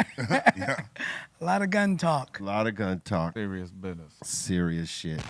Did you know Dr. Greenthumb Podcast is in the top 50 listened to podcasts on iTunes and is available on all streaming platforms. Make sure you check us out on Apple, Spotify, wherever you listen. Yeah. And don't forget to drop a comment, a review, fuck with your boys. Let them know. Highest show in the world. Yeah. All right. With that, smash that like if you haven't, because what's wrong with you if you haven't? Yeah. Subscribe if you haven't subscribed yet. And if you're listening but you're not, signed in, sign in. and smash that like and leave a comment. Share the show out to your friends. Don't be bogarting this shit. Pretend it's some good weed and you're trying to pass it to your friends because it's so good. Yeah, Bobo. Yeah. Hey, don't hold out. Yeah, don't hold out, Bobo. Don't do it. Do that shit. Come on, You know man. what I'm saying? So do all the things, smash the all notification bell so you could get down when we pop this off, which is Monday through Friday, 1 p.m. Pacific Standard Time, 3 Eastern. Lock in with the Dr. Greenthumb Show right here on BREALTV. And with that, we're going to open up the doors to the Insane Asylum. That means y'all in the live chat. If you got a comment, question, shout out, suggestion, we're here. Do it. Wagwan. Welcome to the Insane Asylum. Yo, Tony in here's asking, who did the album covers for Digital Underground? Shock. So anything that's a drawing or animated, Shock G did. So other than, so even if you see the, cause the DU Party Don't Stop, when Shock has when he's holding it, it's his picture, but it's around his artwork, right? And then Sex Packets, it was that photo was taken by, what's his name? He did a lot of stuff for us, and he would travel with us. But he's a known photographer. Sons of the P, same thing. What is? It's gonna kill me. I don't The remember. body hat syndrome. That's a crazy photo. Yeah, Shock G drew that. That's dope. Right. He also drew same song, which this is an EP release. Yeah. Where all of us. That's my with the favorite. Right with Pac on there, and then if you go back to that discography, the only one that wasn't Shock's creation or idea was the Lost Files, So you could which tell, was yeah. mine, right? Ah, okay. And so here's the funny thing about that album. It's listed as an official album, but really the Lost Files was 100 CDs that I pressed up to go on tour one time. I was like, Shock, give me some, because Shock wanted some of the music that he couldn't get out to come out. And I was like, well, he gave me some songs, we did some songs and some of the other projects that he didn't feel like were gonna get out. He was like, here, take this. So he gave it to me. I pressed up 100 CDs. So there are really only 100 official CDs of that project. Everything else was done afterwards. So if you do have an actual CD of the Lost Files with just the one insert in it, and I think we called it Lil Butter Records, because one of my homeboys used to call my brother Lil Butter, and we was just clowning. Right? But yep, Word up. Damn. collector's item. You think there'll ever be a gallery of his work out there? I think that there are plans to put together some sort That of, would be dope to see yeah. the other stuff. That'd be Something cool. I like to say, I've had this idea for a while, and I was talking to one of my boys, and he's down, but ain't really moved on it. But if anybody wants to help, imagine curating a show of all the hip-hop artists that drew their artwork. Case in point, Big Bruh Shock, but Yuck Mouth. He drew the iconic Loonies logo with the condom busting off, but then Andre 3000. He drew the artwork on the first couple Outkast CDs. And there's a few other people. Pharoah Monch. Chuck Pharoah D. Monch did. You know what I mean? Chuck Check D. D, yeah. I think Mr. Lynn from Company Flow, you know what I mean? I believe. Yeah. So it's like there's other people I'm not thinking of, but Yeah, that'd be yeah. a cool thing to do. That would be. Oh, and then I'm not sure which one. I think it was maybe Trugoy for De La. Yeah. Yeah. Yep. Makes me wish I would have took drawing more serious. MF Doom. MF Doom. A lot of Yeah. pieces, you know what I mean? Right. Graffiti artists, yep. Yep. Yeah, I used to go to an art school, and after I graduated, Yuck Mouth went to that art school that I went to. Oh, So Yuck went to school for art. I Right did, on. but I was trash. salute to Yuck. Next one. Ian here's asking a question for Money. How do you feel about the city of Oakland having an official Digital Underground Day? Which is August 25th, Nice. same day as Shock G's birthday, and one day after Cletus Mack's birthday. Rest in paradise, Cletus Mack. But yes, we were there. We got the proclamation from the city, and Digital Underground Day is officially August 25th. But usually on that week, we usually celebrate it that weekend. So this year, August 22nd is the Saturday, and in conjunction with a nonprofit organization called the East Oakland Collective, we do Feed the Hood, where we help make hot food packs and hygiene kits, and we go out to the unhoused communities and like some of the the homeless encampments, and we give them these hygiene packs and make sure they get food. Yeah. Right. And it was derived from, in honor of Shock, because Shock would go out to these encampments and he would just pass out socks. Like like not to be seen. He would just go do it. Yeah. Or hand out, or go and sometimes sit there with them and just talk to him. He felt very strongly about that because, we see these people who are displaced, and a lot of them, it's not their fault. Like, people think, oh, he must be on drugs or whatever. Some people lose a job, lose a house, and don't have family, have nowhere to go, and then you look up, next thing you know, they're living in the streets for some time. So we can't dismiss, these communities as if they don't matter. Yeah, they all need some help for sure. Yes. Yeah, because, anything can happen. Yeah. To anybody, right? Absolutely. So don't think it couldn't be you. That's right. And August 25th, that's also Sean Connery's birthday. So James Bond, Whoa. 007, and Shock G's email was Electric 7 because the G is the 7. And it's also Wayne Shorter the Great and Count Bass D the Great birthday. Just love to our Virgo brothers. Yep. Bing bang. August 23rd is Saphira's birthday, too. Virgo. Well, your birthday is coming up, Mr. Virgo. You a Virgo too, Bobo? Yeah, I'm Virgo, man. Virgo. Shock's a Virgo. Money B's a Virgo. Cletus Max a Virgo. Sophia's a Virgo. It's Dialect. Virgo. Oh, I know how you motherfuckers are. Bobo's a Virgo. Yeah. I know how all y'all are. You do. We're exactly like that, too. Imagine a group full of Oh my tour bus God, no. trying to prove a point. Hey, listen, it makes fucking sense. Never let it go. He said freaks of the industry. Hey now. What's y'all zodiac sign? Never let it go. Hey. I'm a Pisces. Pisces, I always loved you. What do you? I'm a Gemini. Gemini. Gemini and Virgo. That's the battle in music. All the greats are Virgos. And I know everybody's gonna be like, "What you mean?" But Virgos and Geminis, like, Gemini's got Prince. Virgos got Michael Jackson. Right. Yeah. It goes on and on and on. Yeah. On and on. He to that. So you're Michael Jackson and I'm Prince, Bobo. Dude, he said he heated that. Oh, that's the best. Gang. Blouses. Blouses. He said he heated that. All right. Mrs. Williams in here is asking, what was it like filming Return of the Crazy One? Bro. So let me tell you about that. I'm not going to say no names. There was some people in that party that did not want to be seen by what was happening in that party. Let me set it up for you, right? Yeah. So we, and we shot this video for it to be shown on the Playboy channel. Remember the Playboy channel? Right. We shot a Playboy channel version of it, but Shock bought his own bed Oh boy. set up his bed. Of course it got broke. But it was supposed to be like this party, right? But it was really a party. And DJ Fuse and Pee Wee, I know I keep bringing up Pee Wee's name, they were like the bartenders that were supposed to be serving these drinks. So when you look and you see these big, like gallon or however many gallon things, that was real alcohol. Wow. These big things. So they were supposed to be there and people come up for drinks. Well, Fuse has the crazy idea of, I don't want to be sitting here serving drinks all day.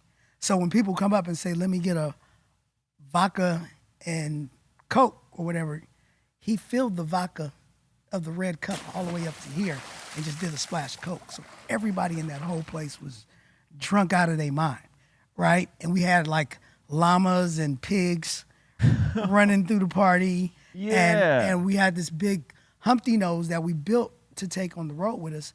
But one of the only times we ever used it was at that video shoot where it opens up at the beginning and Shock comes out. We were supposed to take it on the road, but we didn't realize to dismantle it and build it every night was too much, that we couldn't take it on the road. So I think we only used it at 1 or 2 shows in the Bay Area, and we used it at that video.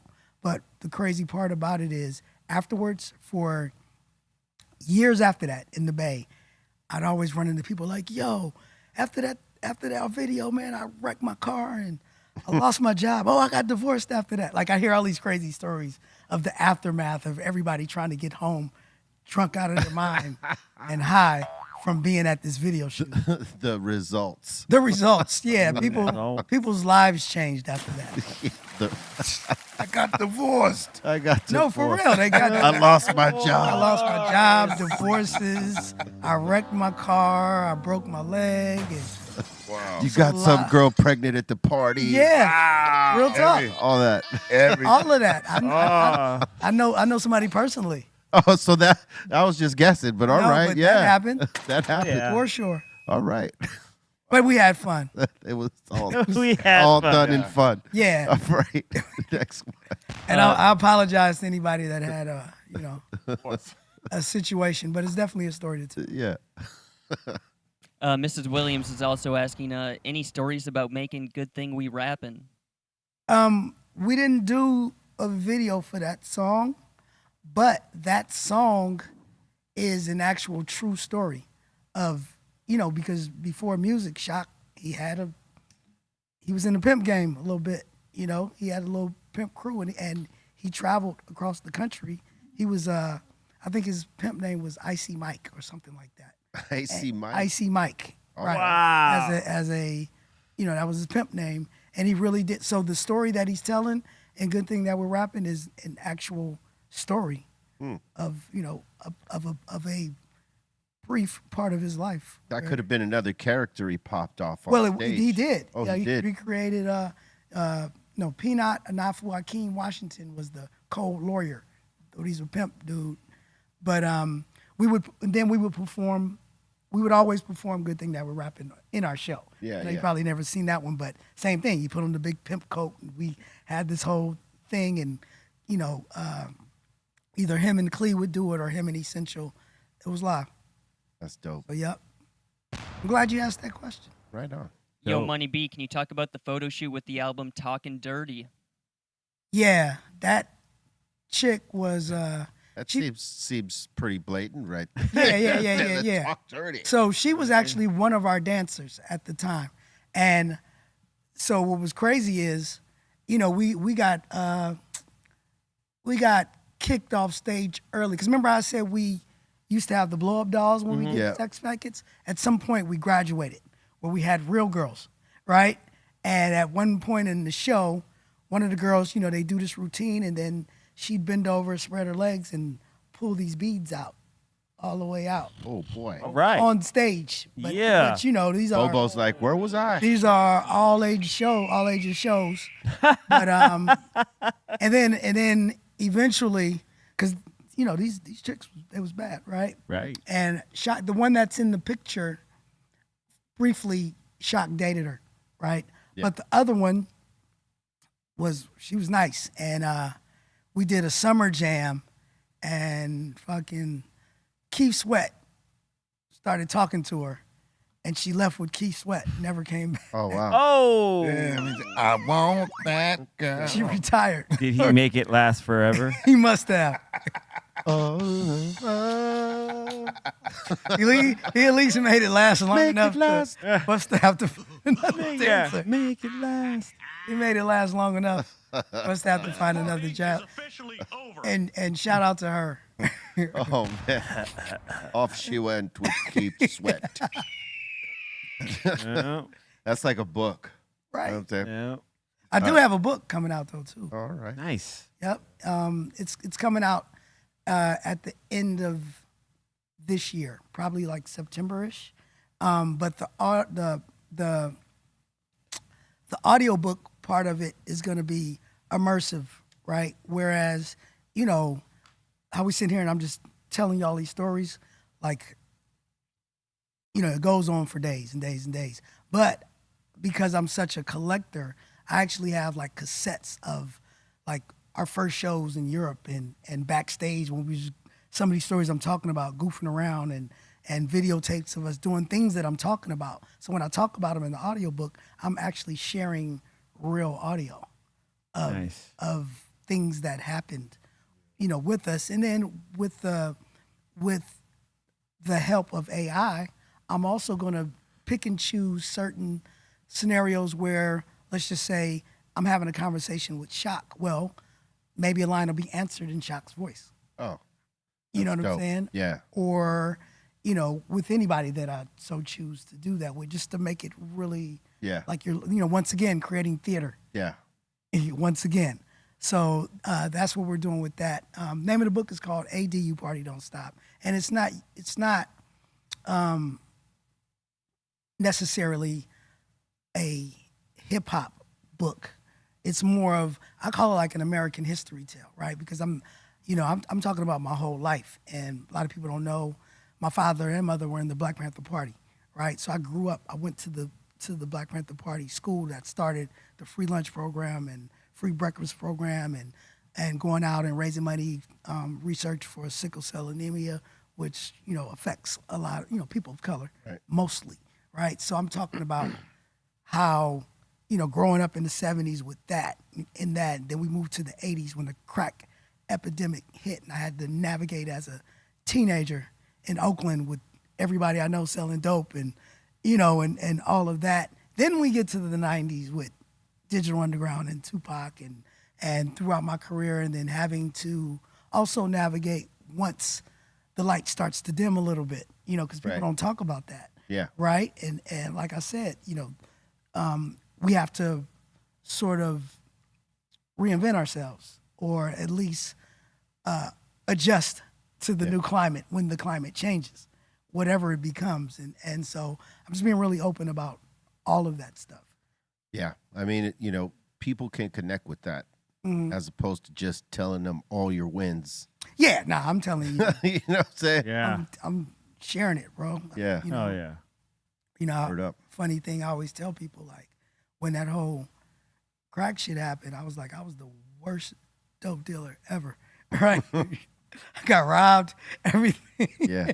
I mean, it ain't for it. It Yeah, wasn't man, for everybody. Yeah, You know I what was I'm like, saying? I tried it. I was like, nah, this. It's really not for nobody, but Yeah, you know, but- some.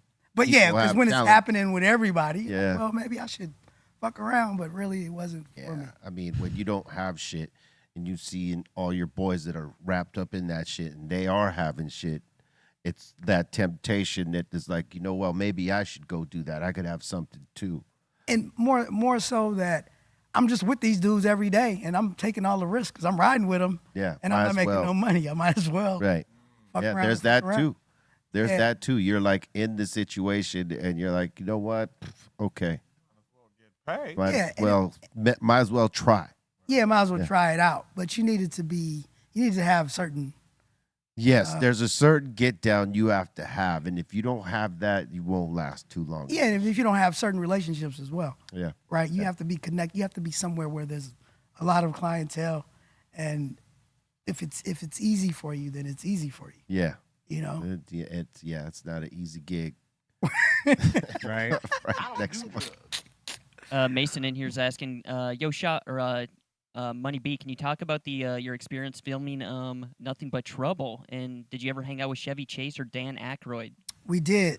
So we when we shot our scene, because we were there shooting just for that 2 minutes that we were in the movie, we were there for like 5 to 8 days and just on call. You know how it is when you're doing a movie, like hurry up, sit and wait till they call you. Yeah.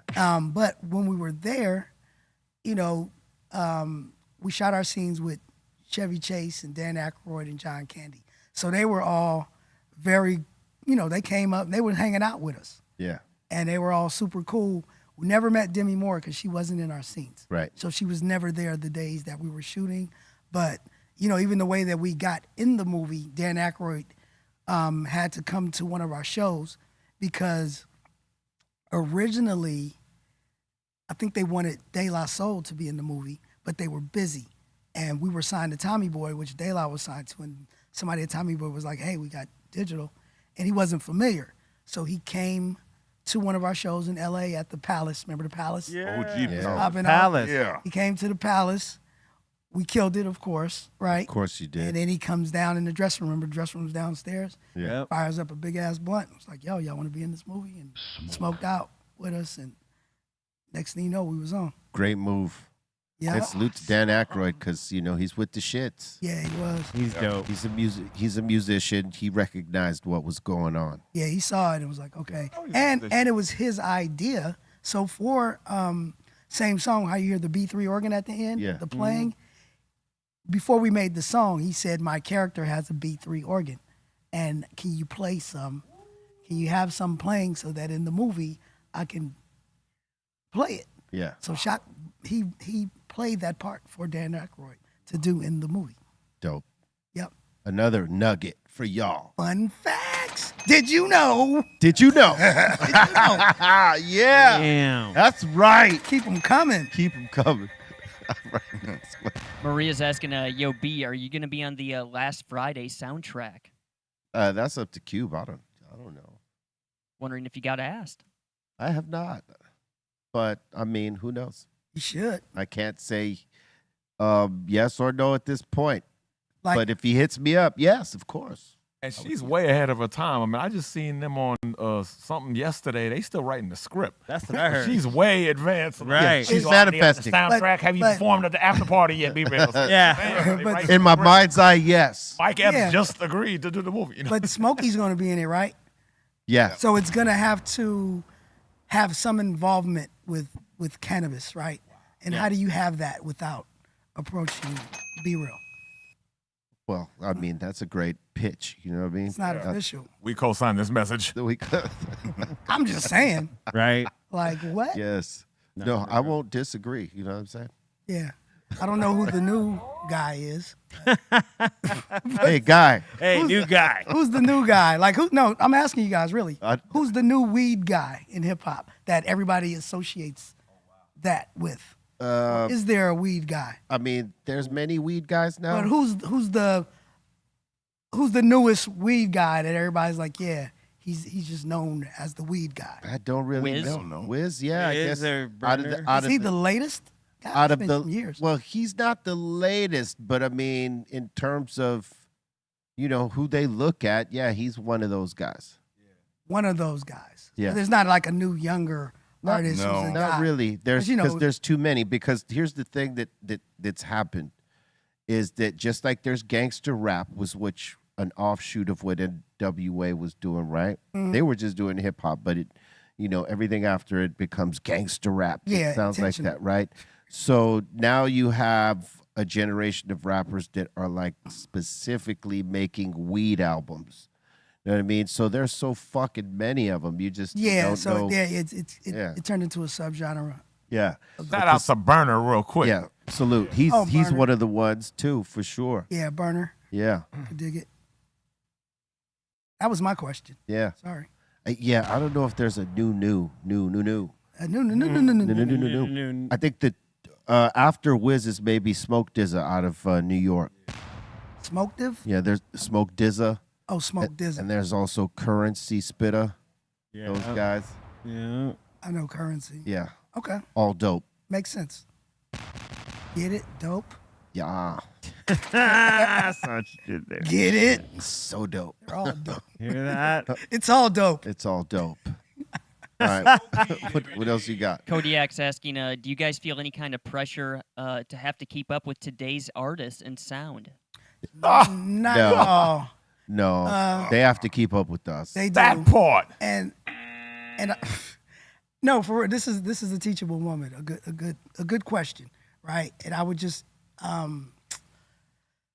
and say to artists that come from our time, do not try to keep up. Like, we don't want to hear you trying to be, whoever Little Creature or whoever the new guy is. Don't do that.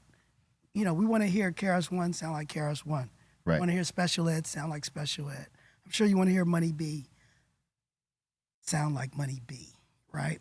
So when these legacy artists or older artists try to sound like that, and I'm not saying don't use the new production and things like that, but don't try to act as if you're moving around and doing the same thing that these younger guys are doing, because we're not, right? And we don't believe it. We don't want to hear that. You know, we want to hear about you being you. Yeah, you got to do whatever you is Yeah. in the right now. Yeah, because an example I gave somebody, because I used to hear, oh man, you should make another Freaks of the Industry or I Get Around, right?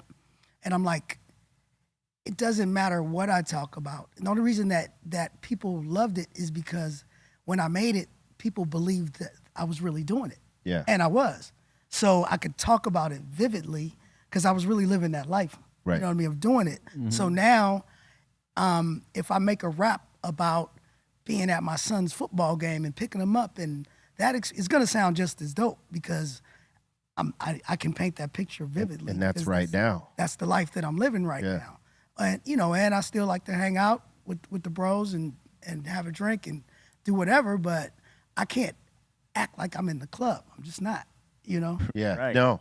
Right. And I'm married, so what the fuck? Right. Fucking around with bitches for? What are you saying? Yeah. What are you saying, bro? Yeah, what are you doing? Settle down, Beavis. No, that makes a whole lot of sense. Shit. Unnecessary. I mean, because when you're talking about that shit that you ain't doing, that's not genuine. Yeah. Yeah, it's not. And not that you have to, you can create stories. Right.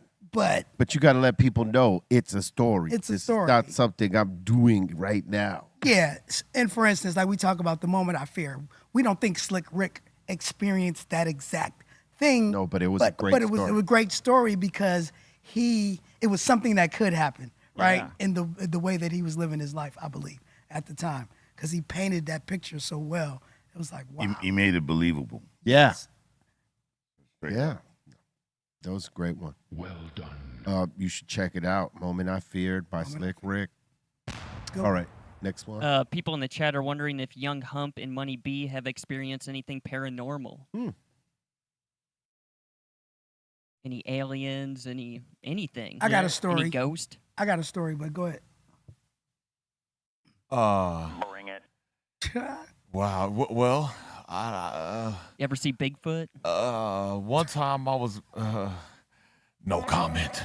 Okay, so I do have a story, which I am going to stick with this because I'll let you guys decide what it is. All right. When I was like 12, whatever age, I was preteen, 11, 12, 10, and I could look it up. But I'm in Philadelphia at my grandmother's house, and I have this dream that my uncle, he was my father's younger brother, but he was in the streets, you know what I mean? And he was just super cool, right? King Dink, that's what I used to call him. And he used to write. He was a tagger on all the buses and shit. People knew him throughout Philly. And I was at my grandmother's house, and I go into her room, and my uncle was sitting there in the chair in my dream, but it just felt super real. And he had on all white. He had his legs crossed, and he was like, yeah, it's going to be all right. Everything's going to be all right. The next morning, find out my uncle got murdered. Wow. Ooh. Wow. Oh, man. So I don't know what that was. It was a message. Definitely something like he visited. I don't know. But that actually happened. And then another time, you know how you ever have a dream that just feels different than other dreams? Like it feels Oh, yeah, too absolutely. real. So one time I had a dream that Tupac was there and he gave me a song. And he was like, no, this is the song. Write this. And I woke up and I was like, I didn't write it. And then 5 minutes later, I forgot it. Wow. But I think he actually came to give me a song. He came to give you a song. Wow. And I didn't write it down. That's the crazy shit when that happens in a dream, is trying to remember what the fuck it was. in the dream. Damn. Exactly. That's one of the hardest things. Man. Yeah, but it was more than just a regular dream. Yeah. Because he was like, this is the song. Yeah. Write it. And when I woke up, I couldn't write it. I one time had the MPC on loop. I was writing to a beat. It was on loop for like 30 minutes, and out of nowhere, like if the drums like out of nowhere, the shit was like and it was perfectly on beat. And I was like, 30 minutes of the shit just playing, and the drum hit like perfect, like a ghost was like, I'm here.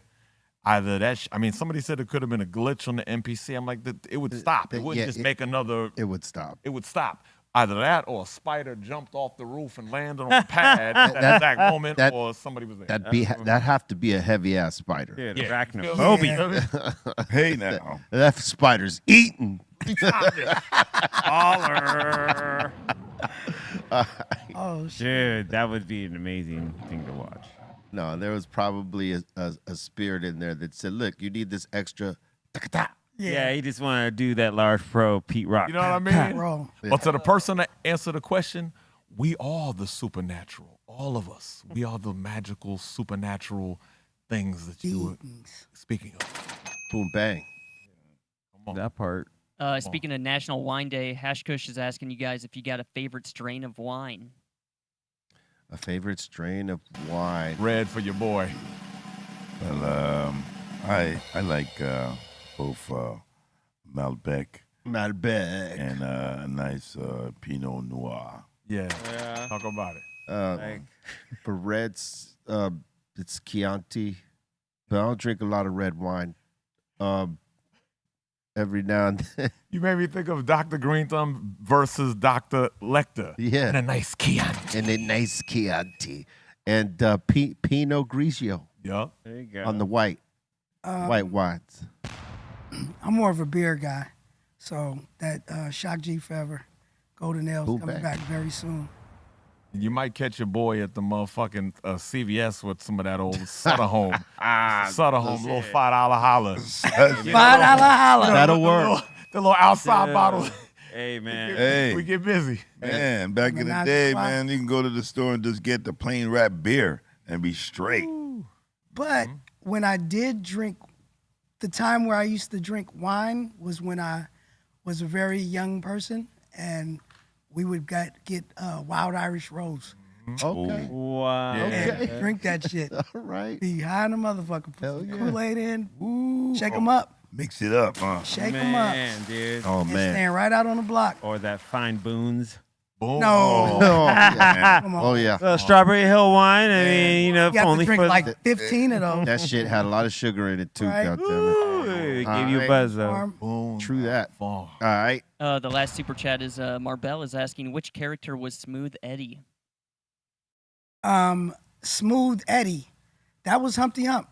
That's why, and a good thing that we're rapping. He's rapping in the Humpty voice.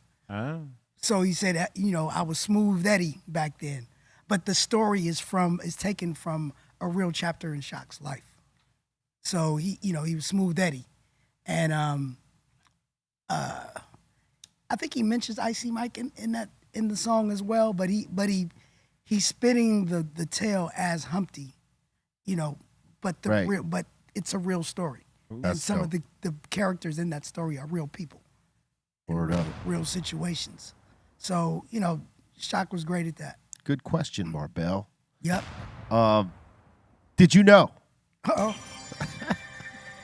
Have to use it randomly, but Drake in his little 3-album drop shit Yeah. Word.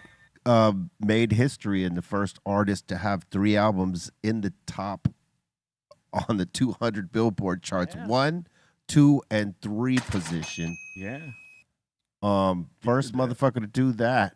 I mean, that's a W right there. Yeah. Yeah. Yeah. But for me, it would have been an even bigger W if he hadn't, did that whatever subliminal diss he did to Kendrick because he felt like he didn't have to. He didn't have to. He should just went on with his life. Yeah, he should have just went on and boom. Because I mean, this is a win right here. With it's outside of the battle. This is a win for him. Nobody's done this.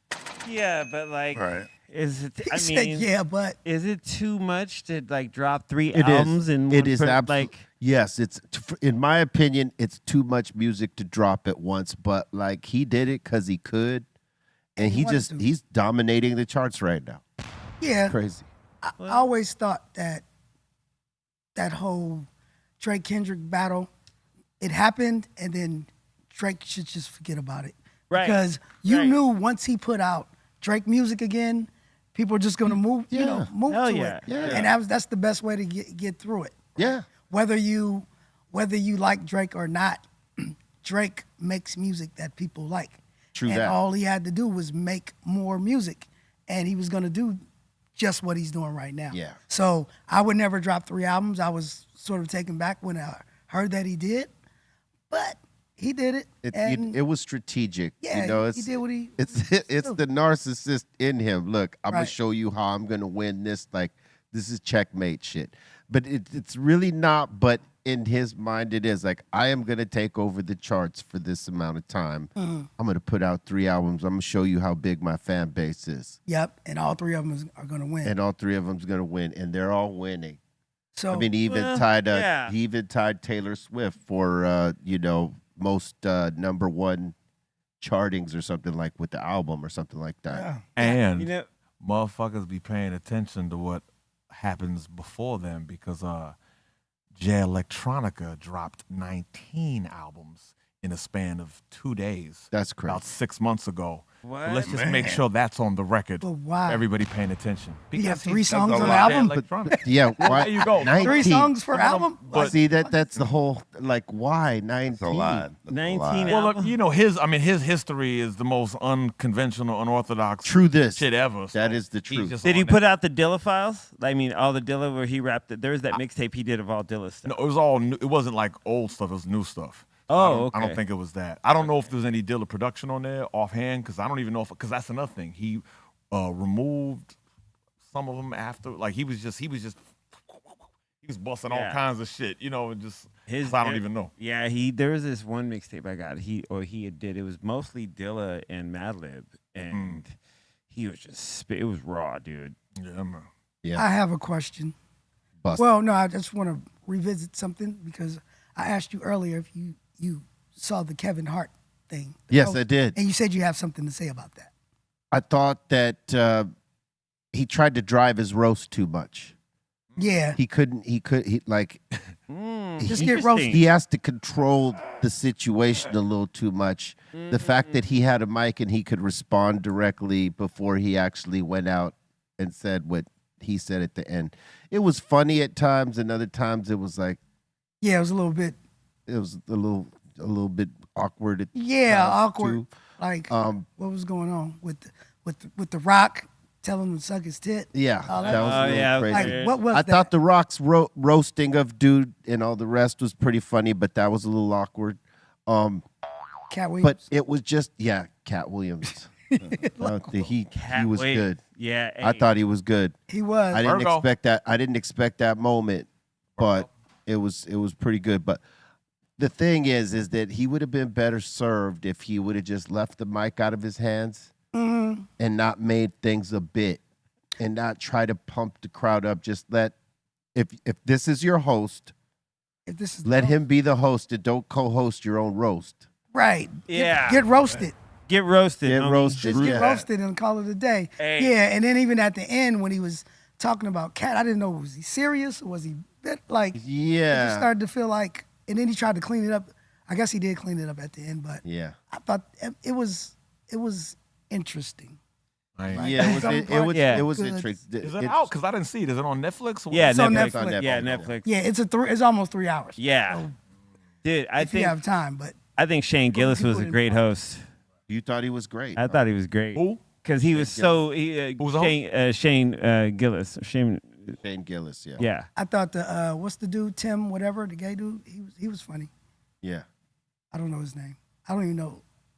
The one that they kept calling a racist. Oh, Yeah. yeah. What's That guy. I don't remember Oh. that guy's name. Oh, Tony Hitchcliff. Oh, Yeah. that guy. That guy. He was actually pretty funny. He was. Yeah. Yeah. I enjoyed it. Yeah. And then Tiana Taylor, I don't know what the hell. People hate this guy, right? Oh, they do, man. He's got some clips that are hard to Yeah. hard to defend. Yes. Put it that See, way. I've never Absolutely. even seen him. But yeah, they were on his back. Yeah. Co-sign that. Oh yeah. They were on Draymond's back too. Yeah, They were giving it. They were giving it to Draymond. Sorry. Hey, they I know. I know. He That said- hits home a little bit, He but said he said Steph Curry couldn't be here, but he carried Draymond all the way. oh, that was ice cold right there. He said he got burnt by the Suns. Yikes. He said he wasn't gonna hit Chelsea. He don't hit threes. Yeah. That was good. Yeah, that was. I was like, That was a great joke. I don't hit threes. Hey, I'll say this: his roast ability was hilarious. Yeah, Draymond did well there. Yeah, he did. He took a lot of booze, but you know, Hey, but Hey. you know what's ill though? Be It's kind of expected. like the rap game though, because with this roast shit, these motherfuckers have ghostwriters. yes, Handing motherfuckers lines the same shit. So Yes. you don't necessarily know who came with what off they. You know what I mean? yeah. Somebody kept saying, "I'm sorry, I didn't write this." Yeah, Yeah. the host dude. You're not supposed to give that away. Yeah, and you're not even supposed to give a fuck if you're gonna do it. You just got to do it. Yeah, you know, like Either in you gonna all say it or you're not. the old roasts, you never heard someone apologizing for the joke. They Hell just yeah. flipped it. You know what I mean? He said Oh, they took it like a man. because they kept talking about what's her name, Cheryl Underwood's husband killing himself, Yeah. and how Ah, he, that like, was- jumped yeah. off the bridge. So he kept saying, "I'm sorry. I promise you, I called her before I said this shit." Yeah. Jesus. But he shouldn't. He shouldn't have needed to say that. As long as she knew.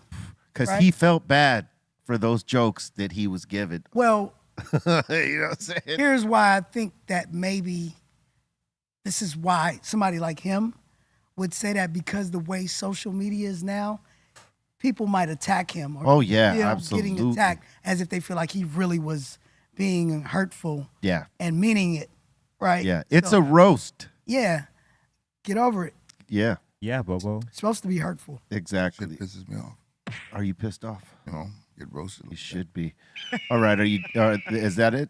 Yeah. All right. We want to thank everybody for getting down with us today on the Dr. Greenthumb Show. We want to thank Young Hump and Money B, Digital Underground, for sitting at the table with us. It's been a long time coming that you came back. Oh, wait. I'm going to keep coming back. That's right. I like having these conversations. Yeah, man. We go too far back to not have this happen. Right. You know what I'm saying? So it's good. Young Hump, what you talking about? Man, we in the building, man. What's happening? Peace and love and humpiness and motherfucking shout out to the whole family and everything moving. We here, and that's what it is. Love y'all, brothers. Remember, 35 plus years of Sex Packets. We are celebrating. So come see us live when we pop out. You know, you're going to know about it. Superior entertainment. If you've never seen Digital Underground, you don't want to miss this offering of what we're bringing to the table. So do it, and then always find out where, when, and how we doing it at MoneyB69 or at Digital Underground Official, and everything Digital Underground, man. Get your DU merch at dumerch.com. Only place you can get official Digital Underground merchandise. Get the book, get the vinyl, get the tap to play card, get it all, man. and get busy in a Burger King bathroom. Yeah, bitch. Boom. Oh, can I say something real quick? Go ahead. This was on my mind on the way over here. I was listening to It Takes Two to Make a Thing Go Right by Rob Bass. And I was thinking it's interesting because of its day, that was like a pop rap song. Like it was like a mainstream Yeah, rap song of absolutely. its day, right? Absolutely. Right. And I was listening to it, and it stands as a timepiece before shit got corporate.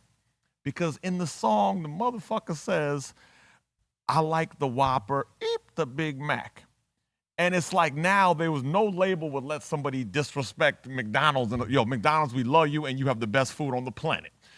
You know, you get what I'm saying? Yeah. I'm just saying, like, on a corporate level, this was a time when things were free and cats could just say shit like that. So every time I hear that, I'm like, damn, that was a beautiful time, man. Yeah. But yeah, once again, McDonald's, we love y'all. We taking all love. Oh, can I say one more thing?